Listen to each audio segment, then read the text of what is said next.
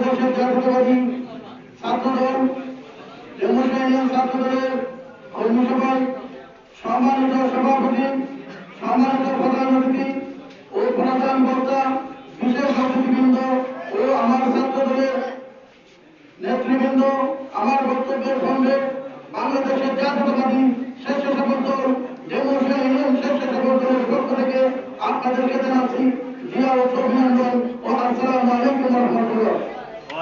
আমি শুধু দুটি কথা বলবো।